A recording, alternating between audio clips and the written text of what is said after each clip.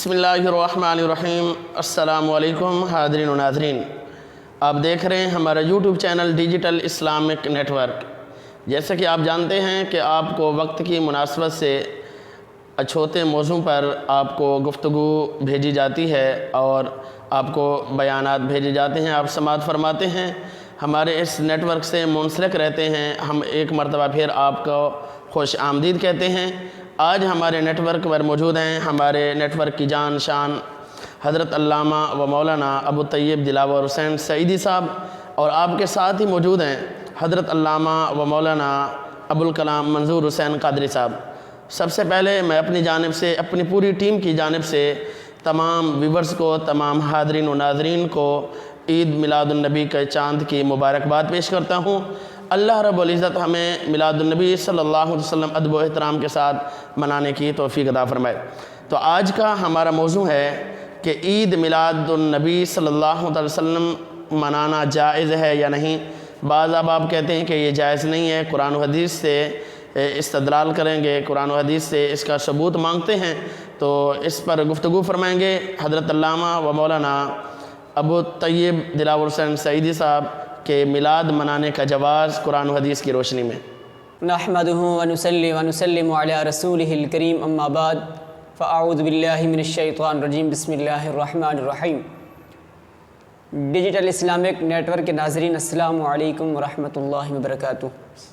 بخوبی آپ نے علامہ یوسف قادری صاحب سے سماعت فرمایا کہ آج کا ہمارا ٹاپک کیا ہے۔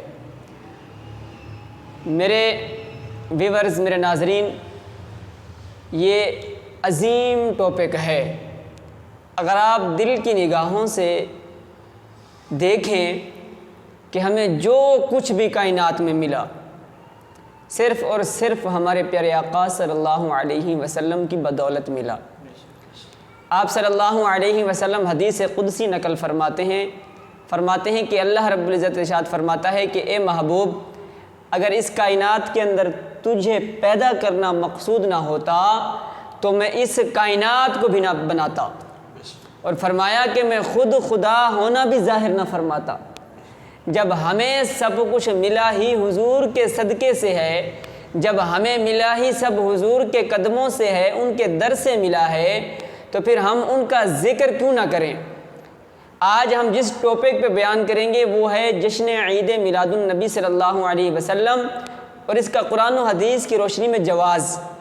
یاد رکھیں، اللہ پاک نے قرآن پاک کے اندر بہت سارے مقامات پر ارشاد فرمایا جس سے ہم یہ ثابت کر سکتے ہیں کہ میلاد منانا جائز ہے، اور سرکار مدینہ صلی اللہ علیہ وسلم کی سینکڑوں احادیث اس بات پر شاہد ہیں کہ ہم پیارے آقا صلی اللہ علیہ وسلم کا میلاد منا سکتے ہیں۔ سب سے پہلے اب یہ سمجھیں کہ میلاد ہوتا کیا ہے۔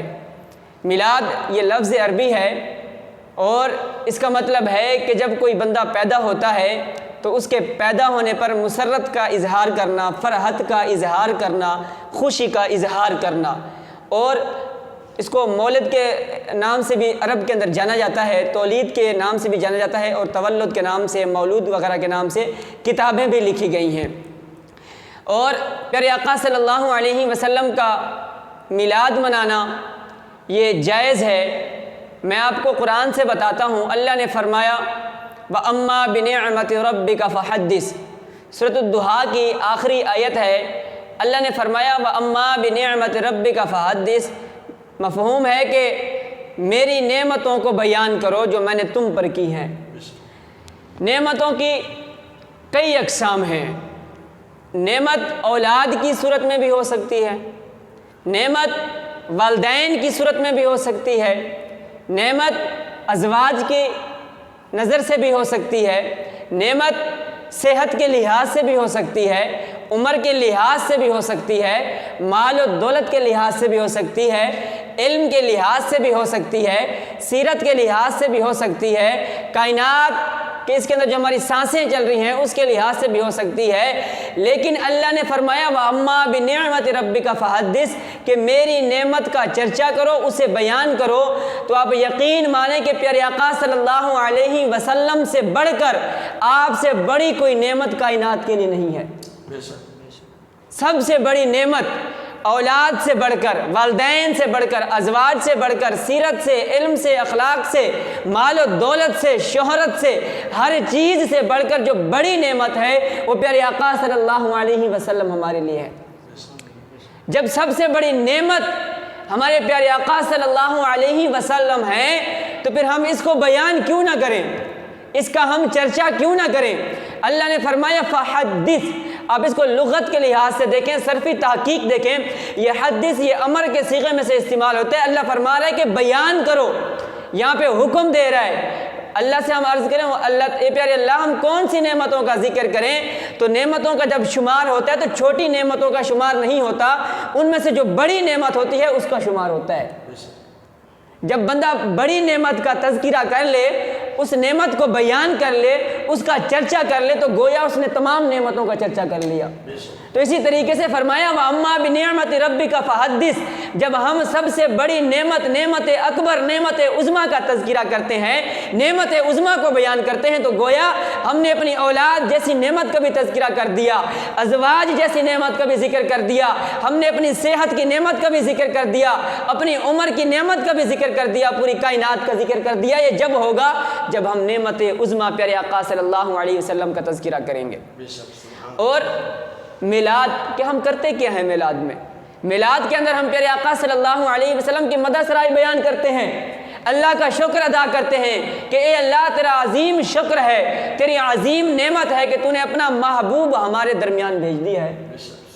اور آج کم ظرف لوگوں کا علم دیکھیے، ان کا عقل دیکھیے کہ اگر ان کے ہاں بیٹا پیدا ہو جائے، اسے 1 سال گزر جائے، 1 سال گزر جائے تو وہ اپنے رشتہ داروں کو، عزیز و اقارب کو، اپنے پڑوسیوں کو انوائٹ کرتے ہیں کہ آج ہمارے بچے کی برتھ ڈے ہے، ہم نے دعوت رکھی ہے، ہم نے یہ فلاں چیز رکھی ہے، ہم نے ایک پروگرام رکھا ہے، تو آپ نے ضرور شرکت کرنی ہے۔ جب ان کا بچہ 1 سال کا ہو جائے تو بڑے خوشی کے ساتھ، بڑے اظہار کے ساتھ، بڑی تمناؤں کے ساتھ اپنے رشتہ داروں کے ساتھ اپنی خوشی کو بانٹتے ہیں اور ایک دوسرے کو مبارکباد دیتے ہیں کہ آپ کا بیٹا 1 سال کا ہو گیا۔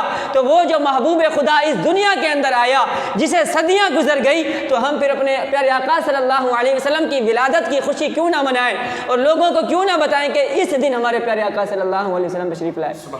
کیوں نہ بتائیں؟ لوگوں کا علم دیکھیے، لوگوں کا ظرف دیکھیے۔ آپ کیا سمجھتے ہیں کہ پیارے آقا صلی اللہ علیہ وسلم کے میلاد منانے والوں پر ہم فتوے لگا دیں تو وہ چھوڑ دیں گے؟ ہرگز نہیں ہو سکتا۔ جب تمہارے نزدیک تمہارے بیٹوں کا برتھ ڈے اور خوشیاں منانا جائز ہے تو پھر پیارے آقا صلی اللہ علیہ وسلم اس سے کہیں زیادہ حقدار ہے۔ نثار تیری چہل پہل پر، نثار تیری چہل پہل پر، ہزاروں عید ربیع الاول، سوائے ابلیس کے جہاں میں سبھی تو خوشیاں منا رہے ہیں۔